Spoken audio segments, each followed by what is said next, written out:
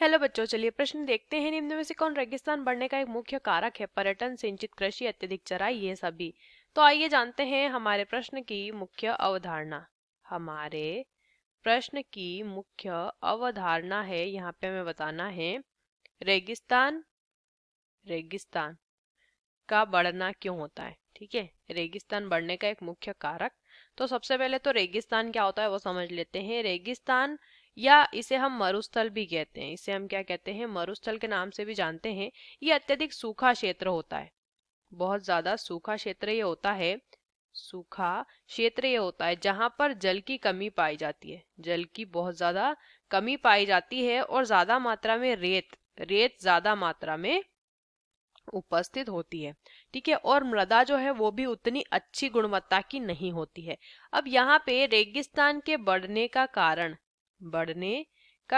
हमें प्रश्न में पूछा गया है। तो देखिए क्या होता है, जब किसी उर्वर मृदा जो होती है, अगर किसी स्थान पर उर्वर मृदा है, यदि उस उर्वर मृदा का जो है अनुचित उपयोग किया जाए, क्या किया जाए, अनुचित उपयोग कैसे करेंगे, अत्यधिक अत्यधिक पशु चराई की जाए, उस पर पशुओं द्वारा उस पर अत्यधिक चराई की जाए, तो बार बार भूमि जो है उसमें से मृदा खींचती है, भूमि से मृदा खींचती है और धीरे धीरे कुछ समय में ये बंजर भूमि में बदल जाती है।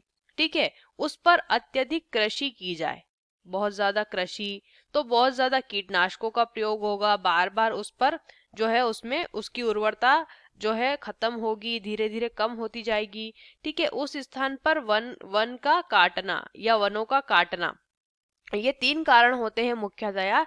एक, उर्वर भूमि रेगिस्तान में बदल जाती है, धीरे धीरे उसके पोषक तत्व कम होते जाते हैं और मृदा की गुणवत्ता भी खराब होती है। पहला दिया है पर्यटन, पर्यटन के द्वारा रेगिस्तान नहीं बनता है, पर्यटन जो है कोई हानिकारक कारक नहीं है। सिंचित कृषि जो है ये तो सही विधि है, सही विधि है कृषि करने की, तो ये तो रेगिस्तान नहीं बनाएगी। अत्यधिक चराई से रेगिस्तान बढ़ता है, ये सभी सही नहीं करेंगे। तो हमारे प्रश्न का उत्तर है विकल्प सी। आशा करते हैं आपको इस प्रश्न का उत्तर समझ आया होगा। धन्यवाद।